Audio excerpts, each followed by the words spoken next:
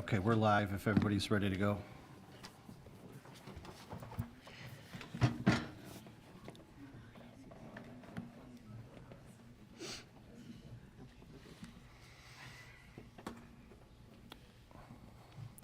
Okay, good evening. The hour being 6:59 PM on Monday, July 22nd, 2024.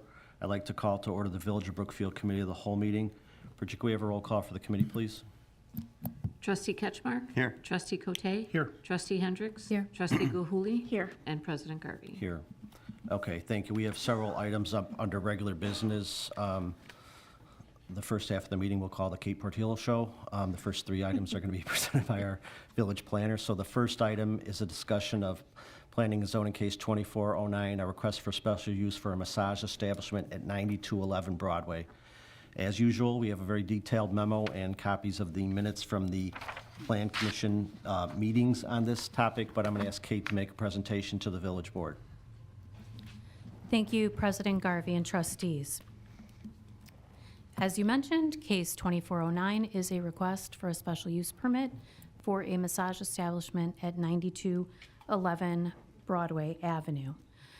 To quickly give you background, that property is located in the C3 Centralized Commercial District. It is a unit within a four-unit condominium structure, and this particular property is plus or minus 1,092 square feet. It was purchased by Li Dong and Liang Q in September of 2023. They came before the Planning and Zoning Commission requesting a special use permit on October 26th, 2023, and also on January 25th, 2023. Both of those cases were withdrawn before advancing to the Committee of the Whole. The illustration of that site, it is the former site of a laundromat, and there is an image from the applicant's presentation there representing how the storefront is intended to appear with this proposed use. And this is a summary of the business plans that have been submitted with their application. They would offer massage, aromatherapy, traditional Chinese therapies, herbal compresses, and stretching.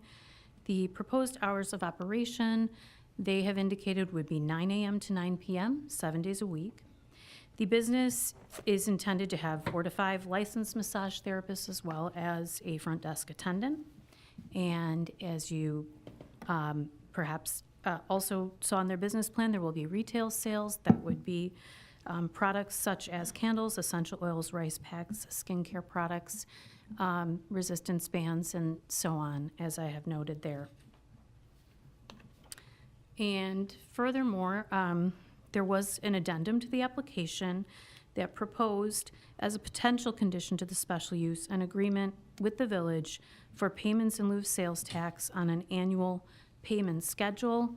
That payment schedule is outlined in the Committee of the Whole staff report, but to give you a recap, they had stated the first year would be $1,000. The second year would be $750, years 3 and beyond, while the special use remains in effect, $500. That is a condition that was reviewed by legal counsel, and the village essentially made the determination that this condition is not akin to other municipal agreements involving not-for-profit organizations. Brookfield does not have a history of policy or practice related to the acceptance of payment in lieu of sales tax agreements related to the issuance of special use permits. And so, therefore, the village takes the position that this would not be a proper condition to the special use. I want to quickly identify the comprehensive plan and how it speaks to the Broadway corridor. It does focus on home ownership, safe environment, and desirable community, contributing to a strong sense of connectedness among residents. This area is described as a neighborhood mixed-use activity center, which is slightly different than some other commercial corridors in our village. And while it was 2018, there was retail gap analysis that was performed at that time, speaking to where there is leakage in the commercial markets in that area. In hearing this case on June 27th, the Planning and Zoning Commission deliberated and did not issue a favorable recommendation for approval of the special use by a vote of 3 ayes and 3 nays and 0 abstaining. That does conclude my report, and I will mention that the applicant's attorney and one of the 2 property owners is here to answer your questions directly. Thank you so much, Kate, for the presentation. Council, do you want to say anything or just respond to questions? If there are any, there may not be any questions, but would you, if you'd like to say something, I'll give you the opportunity. No, I'll just respond. Okay, thank you so much. If the board has any questions, you may or may not be aware, we've got a very detailed packet and summary and everything here that we've had a chance to review, and several trustees have attended some of the meetings, so we just always open it to give you, I wanted to give you the opportunity, and thank you for being here tonight. Do any board members have any questions or comments related to this? Okay, there are no questions at this point in time. We will put this up at the next village board meeting and the 2 trustees that are not present tonight will have access to the same memos, obviously, and the same access to staff if they have questions. And I know that they are familiar with these issues. We've talked about them previously at committees of the whole and are seen previous minutes or reports from the planning and zoning staff, so they'll get a chance to review it. We canceled our first meeting in August to give the board a chance to take a break. So the next village board meeting will be August 26th, and that's the night we'll vote on it at 6:30. Okay? Thank you, council. Okay, the next item is a discussion of planning and zoning case 24-11, a request for a special use permit for a children's playroom indoor assembly use at 9037 Monroe Avenue. Kate, I'm just going to go right to you on this again. Thank you once again. So as you said, this is a use. It's classified as indoor assembly. So the request coming before you relates to 9037 Monroe Avenue, and specifically with the proposed use of a children's playroom. So C.Y. Lee and Chris Watland purchased 9037 to 49 Monroe Avenue in May of this year. This is a property in the C3 Centralized Commercial District, and the units that they refer to are plus or minus 2,000 square feet, and it's a multi-unit commercial property. You may be familiar with the Loft at 8 Corners and 3SI Incorporated, who are the other tenants at this time. So the indoor children's playroom is proposed to combine 3 units for this purpose. And just to briefly touch on parking, the use itself, according to our off-street parking code, currently does not require parking. However, that is always a question in our community. And so the way that breaks down is that the Loft 8 Corners requires 7 spaces, the Architect 2. The closest use in our code might be a health club, which has a specific use per square foot. This site itself has 15 parking spots, and then the location, because it abuts 8 on-street parking spaces on Monroe, the property gets credit for those, all 8 of those. So in fact, when the evaluation was done, they meet and exceed required parking, and so there's no variance before you related to this, but I know that is a topic of interest. So that's the existing location. It's not incredibly easy to see on the screen, but it is in the packet. This is the proposed floor plan. There are, such things as an area for crawling infants and dress up and soft play areas and so on. The proposed space is intended for children up to 6 years of age. There was some clarification at the Planning and Zoning Commission that this is not a drop-off facility. There does need to be adult supervision. Their tentative hours of Operation would be Monday through Friday, 9 to 4, and Saturdays and Sundays from 10 until 6. The proposed business would also offer classes and events and include a retail component. There was a question raised at the hearing related to events and if this were to become more of a banquet facility or party hosting facility, and for clarity, that would require a separate special use. Speaking to the comprehensive plan, there is a primary goal outlined for prioritizing appropriate redevelopment that enhances the pedestrian scale and small-town charm of the commercial area. And the comprehensive plan also speaks to promoting a healthy and mutually reinforcing mix of commercial, retail, restaurant, entertainment, and multifamily uses in the area. At the Planning and Zoning Commission, the request was deliberated, and they issued a unanimous favorable recommendation for approval of the special use permit with the condition that signage be provided in the rear of the building designating parking for the 3 tenants. And this was a favorable vote of 6 ayes, 0 nays, and 0 abstaining. That does conclude my report. The applicants are here this evening to answer any questions, and I'm available to answer questions as well.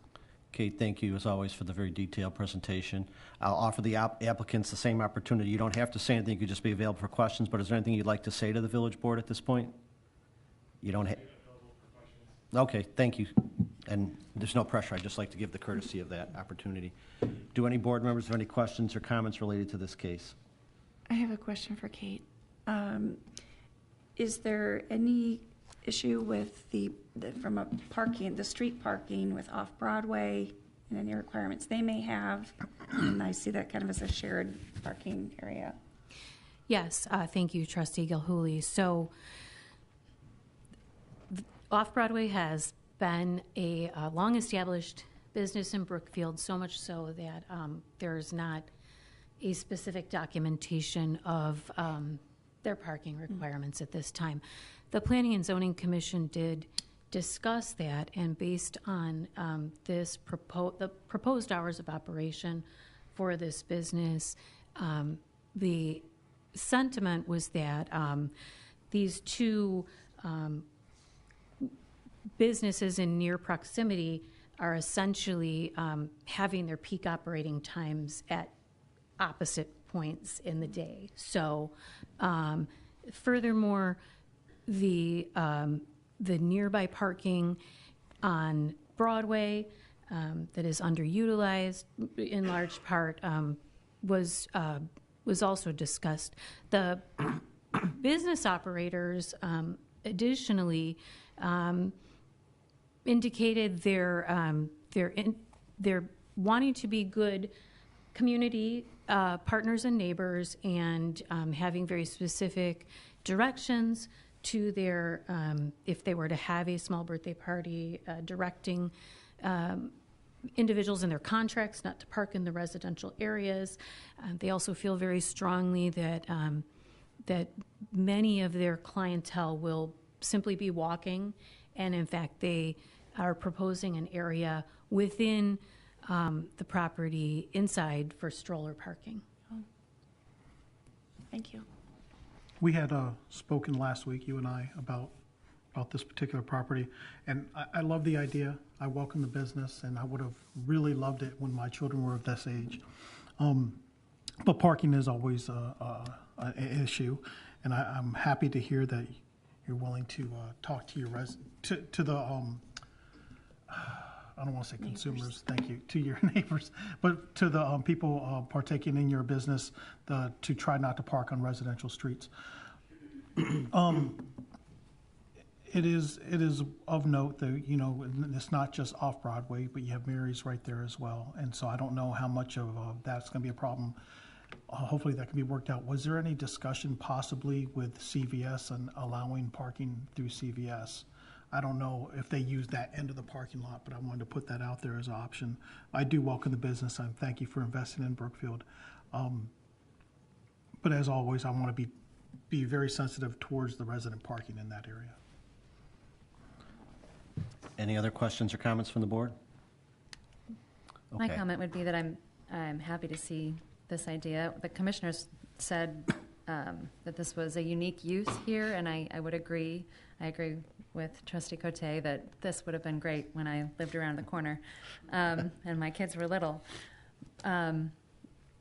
Having had the experience of living as a neighbor to this property, more or less, I would agree that there isn't really a parking issue. I'm not concerned about that. That said, if the neighbors are concerned, the parking lot behind the building is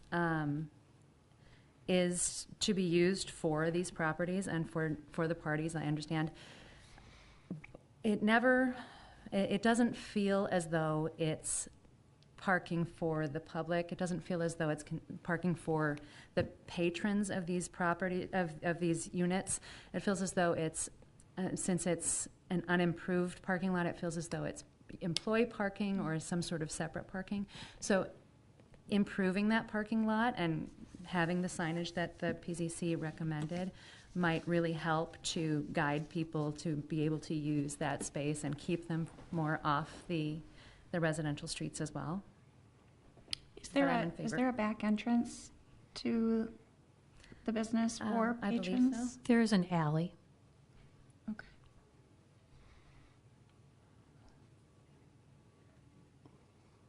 Okay. Any other questions or comments from the board? Okay, so if you heard my earlier explanation to the previous applicant, we'll address this at the August 26th village board meeting for a vote. The two trustees that are not present tonight will have a chance to review this and talk to staff, and if necessary, they'll reach out to you if they have any questions they feel that you could answer. If you would be available to them, we'd appreciate that. So thank you for bringing your idea forward, and we look forward to working with you. Thanks. Okay, Kate, one more discussion of case 24-10, a request for a special use permit for joint off-street parking for the Blue Water Bar located at 9016 West 31st Street. Thank you, President Garvey and trustees. This is a request for a special use permit for joint off-street parking for Blue Water Bar. And it's in the C4 residential district, and as I'm sure residents of Brookfield know, it has been in operation since 2001. However, John and Celine Schurman purchased the business in 2023 and assumed all operations. So they have they would like to do some structural and site improvements that essentially amounts to some recalibration of the outdoor patio area. They would like to put in a small kitchen and also a garage at the rear of the property, which they are allowed to do per our zoning code.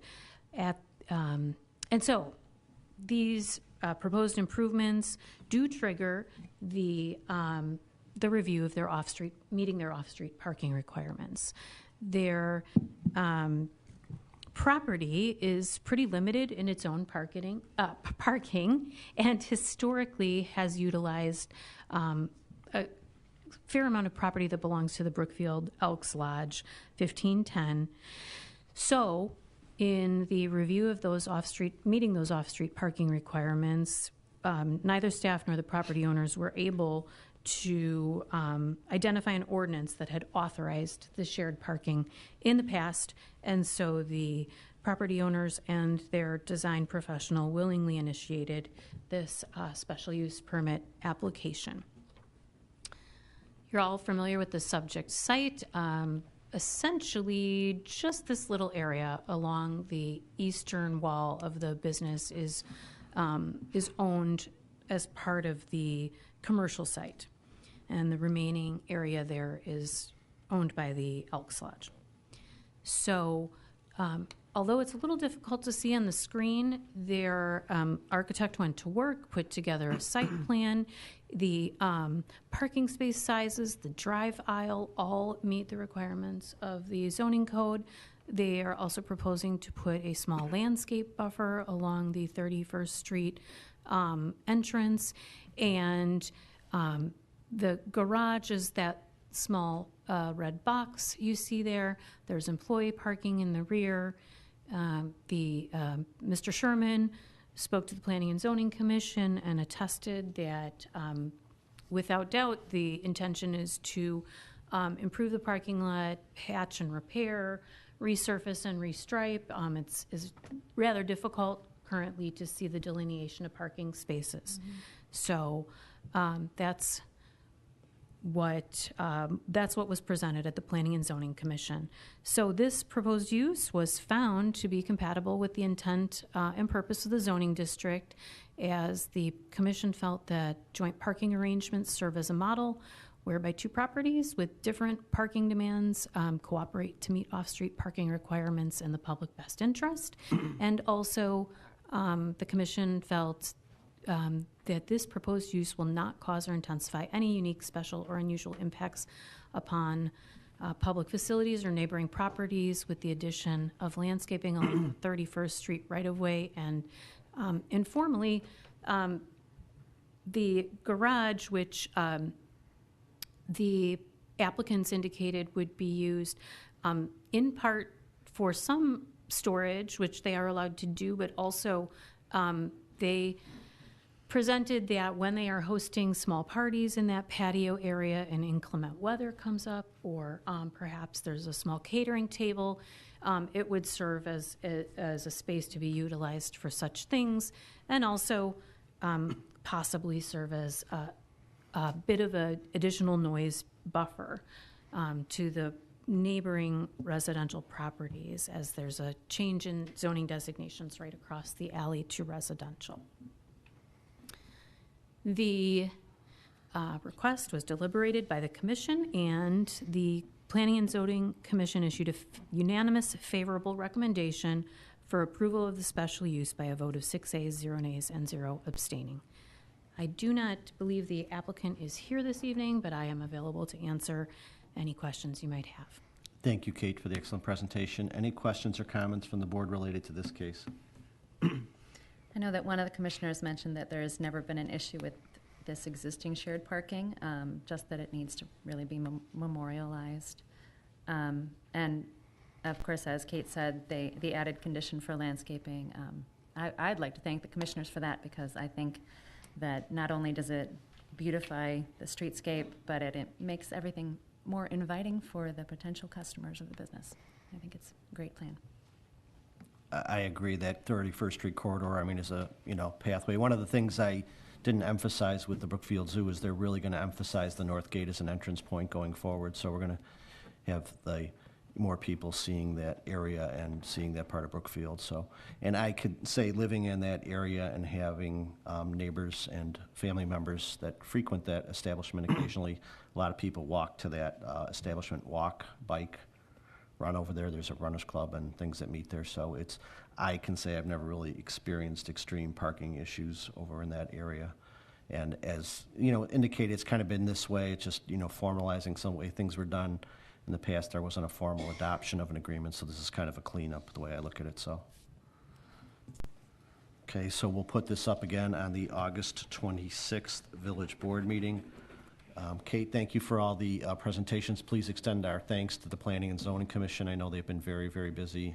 We appreciate all their efforts, so thank you. Most certainly will. Okay, moving on to the next item, it's a discussion regarding the creation of an artisan products business liquor license classification. This is just another example of a staff and thinking on their feet, and a situation came up, and as I know the board is very supportive of local businesses, this is a way we might be able to support some local businesses without a lot of negative impact. So Stevie, I know you're going to present on this. Bob, who's in the back, did a lot of work on this, but I know, Stevie, you have handled the liquor license issues in the past. So if you could provide a summary more to the audience than the board about what we're proposing here. Sure, absolutely. The owner of Warmwick, Yesenia Tejeda, she is in the audience today. If there are any follow-up questions the board requires within the memo. But Warmwick approached the village to apply for a liquor license. in particular to her special event she has at Warmwick in candle making. She would like to provide the service of wine in conjunction with those artisan product making events. In review of our liquor ordinance, we do not have a current license that would apply, given her business use.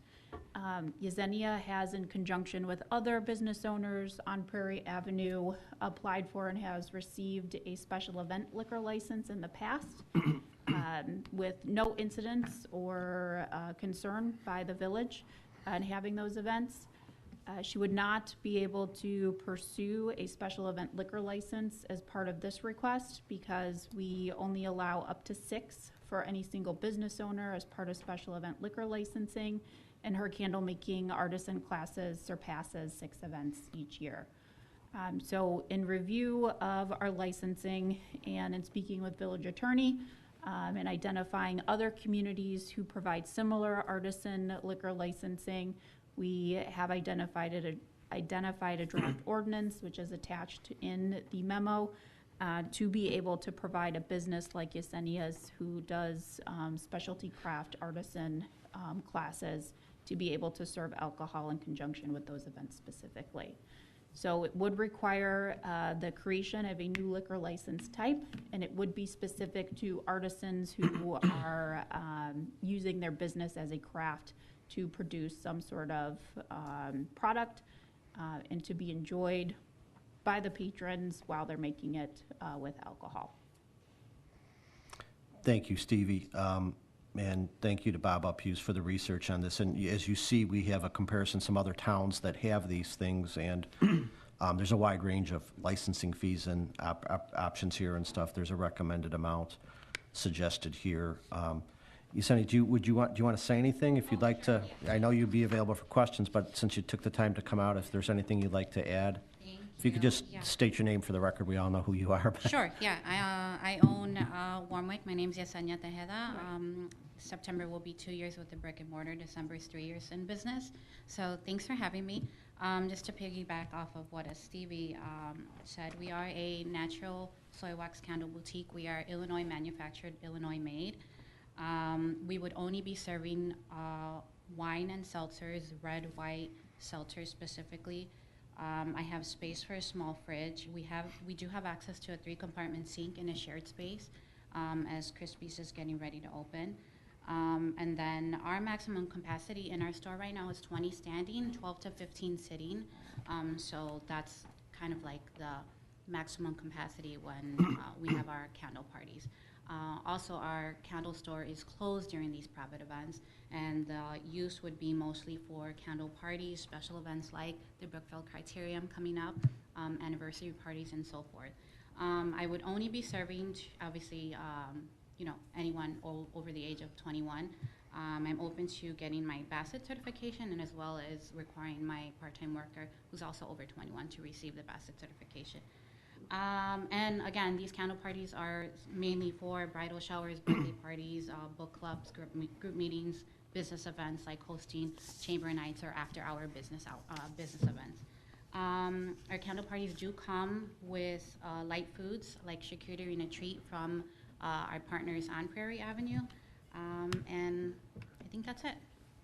Thank you so Yeah. much for your thoughts here. And I want to compliment you and all the business owners in that area. You really you work together and complement each other. You talked about how you bring snacks in from the other businesses, and you all work to promote each other, and we love to see that. So Thank you. We're so excited to be here. In the last 2 years, we've had 5 new women business owners open up on Prairie Avenue, so we're so excited. yeah. Yeah. Okay, and then we'll see if the board members have any questions of the applicant. Any consideration of a BYOB license? I guess, yes, I'd be open to it, but I'd be very limited. I would only want to administer and serve wine and seltzers, no beer, no hard liquor. It's more work, it's excessive. And to clarify, we Yeah. would have to amend our liquor license code to allow this type of business use to have a BYOB. Because the BYOB requires food service. Correct. That's, I think I remember that it came up, when I talked to Bob Uphues about this, it came up that they do require food service as a component of that, so. Oh, which would involve the Cook County and health inspection. Right. Correct. And so, looking at, when you look at the other towns that have this and do this, I mean, this type of license seems to fit the need. And, if the board approves it, you could see if you have other plans maybe down the road. I mean, I think the wine and seltzers and things will work down the road, but who knows, maybe, a bourbon sipping or something down the road. You might have some, Bourbon candle making? yeah, Sure. some new customers might come in for that. An But ingredient. Yeah, exactly. we'll see down the road. But Okay. thank you for bringing it forward. Okay, thank you. I have a question for Stevie, actually. So it says it's a 6-event limit. How do you track that? Within our code, you can see, using tonight's liquor licensing approval as an example, our code does limit the amount that we are allocating to businesses. So with each and every issuance of a special event liquor license, we amend the ordinance to increase the number, which allows us to track who we've already. Okay, so they have to get a new one every event. Yeah. Okay, so it's not, so the cost is per event. No, Trustee Cote, I think the That's what I'm trying to the previous understand, system required her to get a special event because we Right. didn't have the class that they're proposing now. So if the board adopts this sip and paint liquor license, it would cover this specific situation for the year. She Right, wouldn't so be. she would get 6 events though, right? No, this no. is moving away from special event liquor licensing, which only allows a single applicant to do up to 6. So because Xenia has more than 6 candle-making events and classes, we would be adding a separate liquor license that would allow her as an artisan business to have a liquor license. Okay, thank you. With annual. unlimited number of events for the year, as long as she met the requirements. And we'd still keep that special event 6 limit for the other scenarios that might need it? Correct. Okay. Thank you for the clarification. Yes, if you could come up to the microphone, just so people who might be listening or watching. Previously, our temporary use permits or our special events, I've had to purchase one-day only dram shops, which is about 120 each day. And so if you look at it, I have 4 to 5 candle parties a week, and so that would definitely Sure. exceed that dram shop purchase. Thank you for Yep. adding, that makes sense, and Yeah. that's why we Yeah. appreciate you bringing it forward and staff bringing it forward, so. All right, so this is something we'll put up for that August 26th meeting also. All right, the last item is consideration of an ordinance establishing regulations governing the registration, maintenance, security, and monitoring of vacant commercial and residential properties. We had an extensive discussion on the committee of the whole meeting of July 8th about this. The board gave input to staff and attorneys worked on it and came back, and so there's some new information and a draft ordinance for us to discuss tonight. So I'm going to turn it over to Libby Popovic to kind of present the summary of what has changed and the updates since the last meeting. Certainly. Thank you, President Garvey and Board of Trustees. So last, at the July 8th, 2024 meeting, we discussed the implementation of a regulation that governs vacant properties. And at that time, there were several questions regarding how the ordinance would be implemented, specific requirements, and the overall use of the regulation. This regulation was proposed as an effort to ensure that there's proper upkeep and maintenance, increase safety in Brookfield, promote neighborhood stability overall, maintain the aesthetic of the structural integrity, and provide accurate data metrics, which currently are missing, which we don't have in the Community Development Department to keep track of that. Additionally, it increases accountability for owners to maintain properties and keep them safe, and it reduces public health risks. So as a response to some of those questions, a draft ordinance has been drafted and created. It's attached to the committee item memo that addresses all of those questions and concerns. And with that, that concludes my presentation. I'm available for any questions. Thank you. Board members have further questions or comments after reviewing the draft ordinance? So Libby, right now we have about 90 properties that we would consider vacant.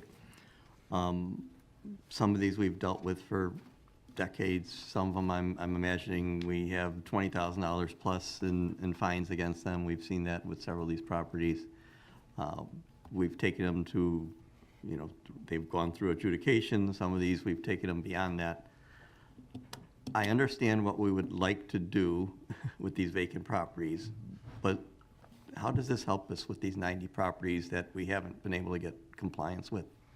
It helps to the extent that we don't have the information for these owners. So while it might appear that we are adjudicating these, a number of these simply aren't, because we're trying to track down who the owners are and to reach the appropriate people, whether it's in a bankruptcy, if it's a bankruptcy trustee, if it's in a foreclosure, if it's an estate, if it's an executor or an administrator. So right now, we are nowhere near addressing the 90 that we believe are out there. This allows us, like many other villages have implemented, to at least be able to have a data metric to see what's out there, know who the owner is, and more expediently be able to address it so that they can either repair the property, sell the property, or demolish it if necessary. But with a lot of these properties, I mean, let's take, for instance, the property we had on Rosemere, right? With the demolished. I mean, we had over $25,000 in fines with it. That one we could argue was vacant or not. It seemed like it was, and then someone would show up and live there for a bit. How does this get us to get more compliance? I mean, this person kind of ignored us. He didn't care about the fines, the fees. He let it get demolished. I think you have that with a lot of these properties out there where I know we'd like to get them fixed up, but especially in terms of some of these that are estates, I mean, here it says we're going to have the inspector go in and they're going to have to get permits to repair things and do all that. I don't see how that happens. With the estate? Well, with the estate, it would be the executor that would be tasked with that, or it would be a court-appointed administrator. I understand who would be tasked with it, but how does it actually happen? So you have a dilapidated house that's in foreclosure or, you know, part of an estate going forward. We're going to tell them that, well, your windows need to be fixed and you need new gutters and the roof needs to be done. Maybe there's no money in the state, maybe, you know, whatever. I just don't see how we get compliance out of it. I mean, I know what we want to do. And maybe this gives us, you know, another step that, you know, they end up in the courtroom at some point, but we've had that too, and people have ignored us with that. And Trustee Ketchum, I agree, because I understand your concerns and I share them, but I think it is, as you finished your comment, this is a step in the right direction. It gives an additional tool, because there's a lot of different scenarios. I mean, the situation on Rosemere is one of the most unusual situations. You had a property owner who he didn't want to comply, and eventually at times when he was threatened with demolition, fought demolition because he wanted the property, and I mean, there was probably extenuating issues or circumstances with that individual there. But in situations where there's an estate or an executor, the executor is charged by law. Their responsibilities require them to act in the best interest of the estate.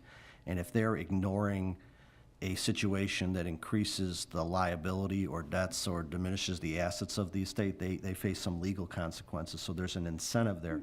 The initial concern is, I think staff is going into this with eyes wide open, that all 90 of these properties aren't going to come forward and register right away. It's not going to happen. But as we get them registered, or if they don't register and they face fines for registering, sometimes the financial interest, and in the best case scenarios, it's a bank or a institution or an executor who's in charge that has the responsibility to reduce the liability of the whatever's left of the asset, or to prevent it from going further into debt by accruing additional fines. So in speaking with staff, and I realize this is not all of a sudden going to change everything completely, but I look at it, there's no harm in this. It's another tool in their toolbox to do it.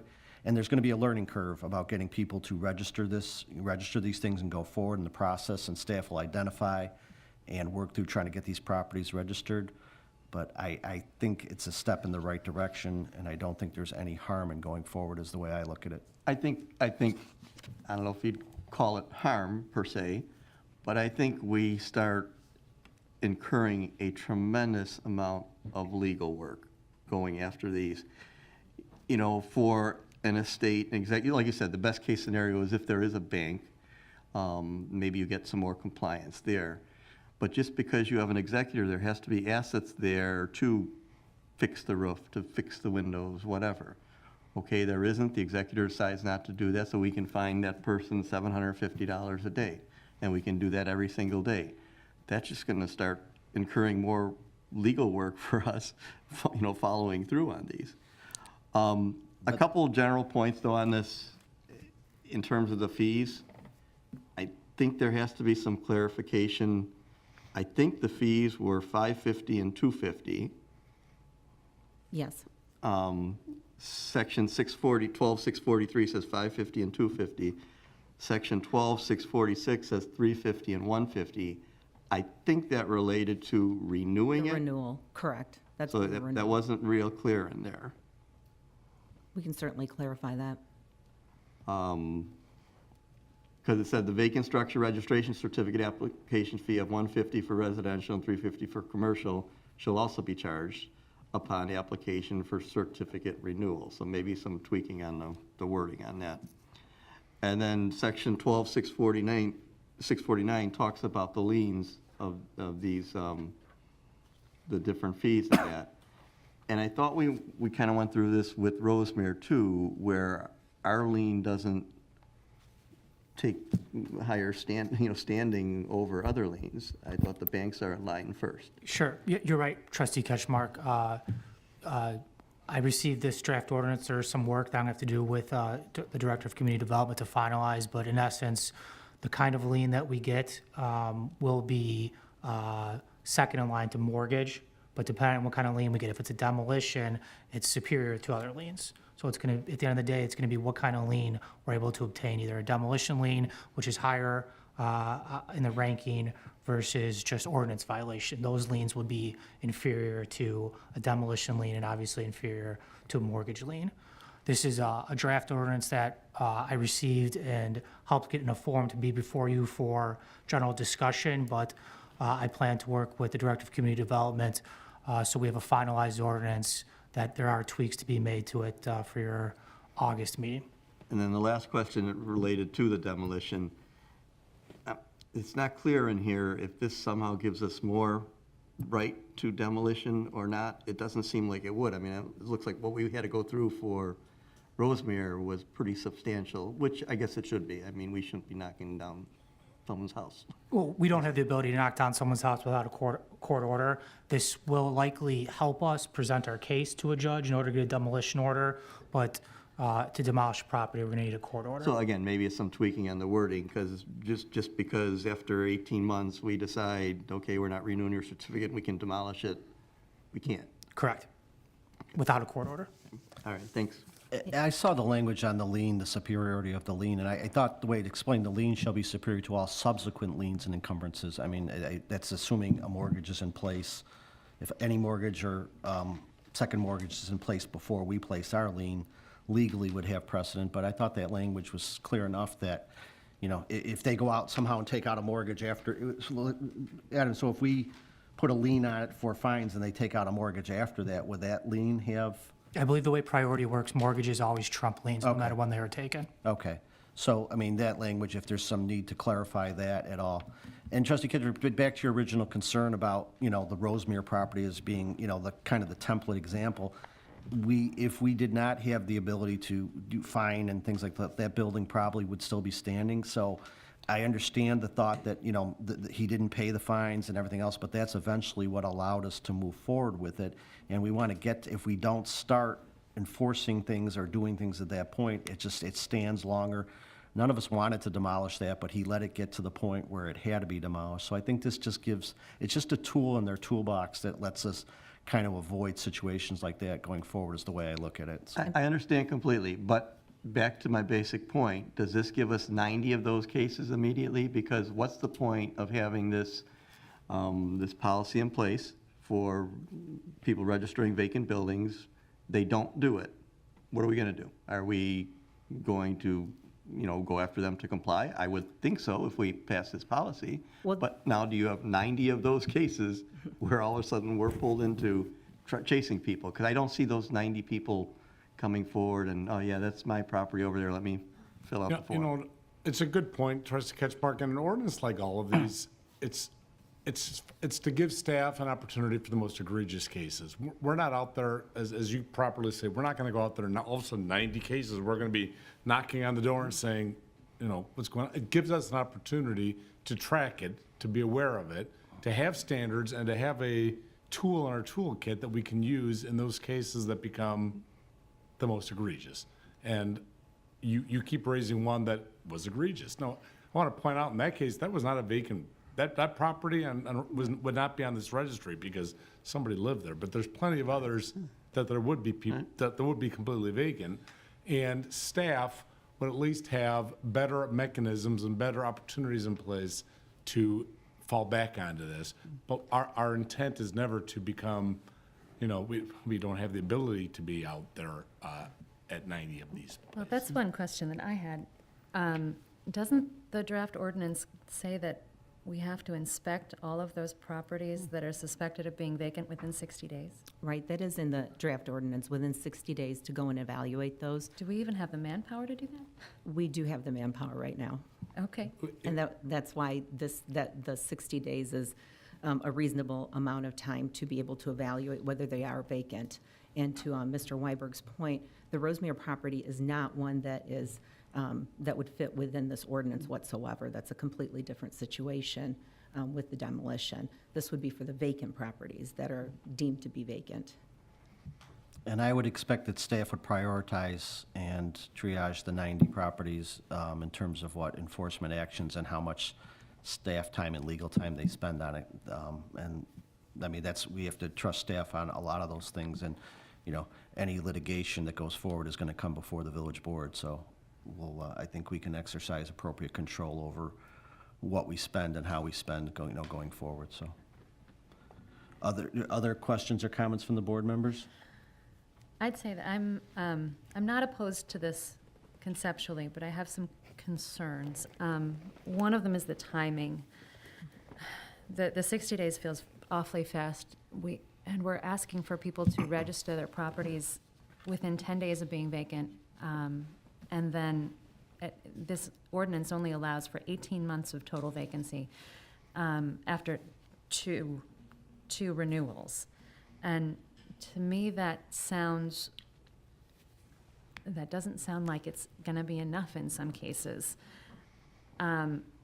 So I guess my question is then, is there anything in the ordinance that would allow people to apply for relief from the ordinance or extensions, or is there any leeway on staff's part?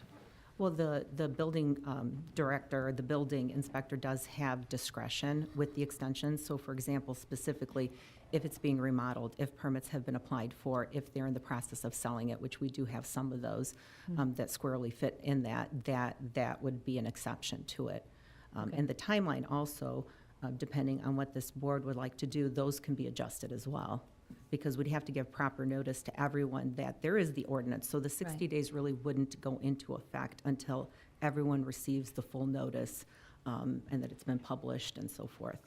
And that was my other question, is how do we ensure that people, executors, property owners, people just responsible for these properties know that we've got this ordinance? I know that ignorance of the law is not, it doesn't get you out of it, but we don't want Right. to surprise people.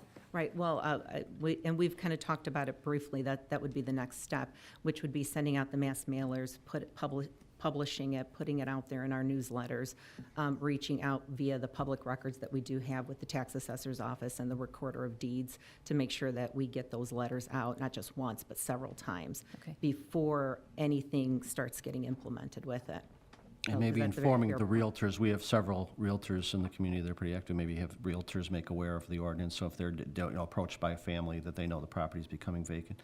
And trustee Henricks, I agree that 10-day period kind of concerns me, and I don't know how how necessary that is, or if there's some leeway there. I'm just thinking of a scenario where a family, has family members that in a time of crisis, your parents get sick, they got to move out, you got to put them in a nursing home.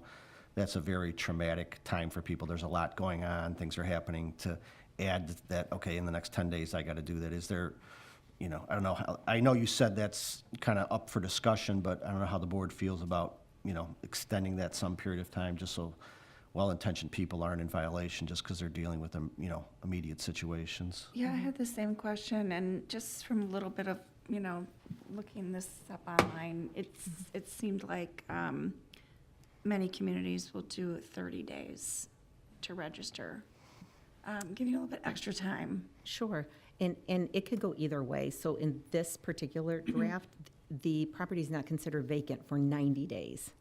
So Okay. it's a 90-day, which would address either someone moving out in the case of a commercial property or some family event that might happen.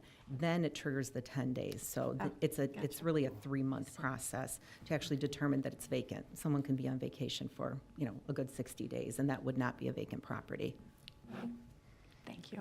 Now, what happens if the property is vacant for more than 18 months, but maintained and in good condition? Well, then we have the option, and that's also discretionary for any other consequences that come from that. To approach the owner if they do have someone who's going to be renting it, if they're interested in selling it. And that's why we included the provision in the ordinance to allow us some leeway as to what we do with it. So, what Trustee Hendrickson was saying, Hendricks was asking about earlier with the 18 months.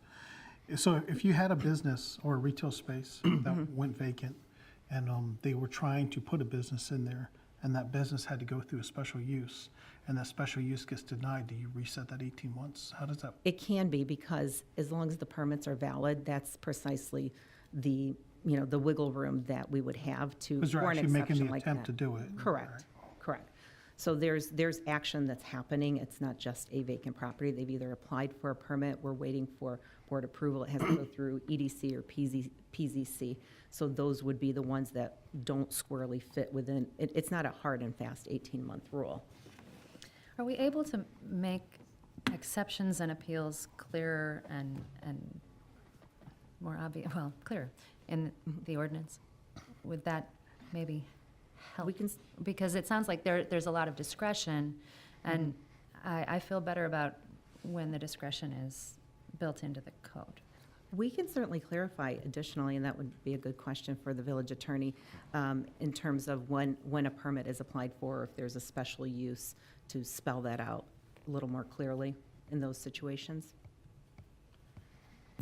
Yes, I'm happy to help. The director has done a lot of legwork, shopping around for different municipalities and the ordinances, putting it together for me, sending it to my review, and I anticipate we're going to work together in the month of August to get you a refined final ordinance for your consideration. And listening to this conversation now is going to help us in zeroing in on the items that you want to see clarification on.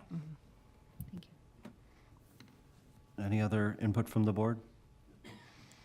Okay, well, thank you for hearing us at the previous meeting and coming back with this and thinking it through, and we'll put this up for the August 26th meeting, knowing you'll have time to work with the attorney on this, so Thank you. thank you.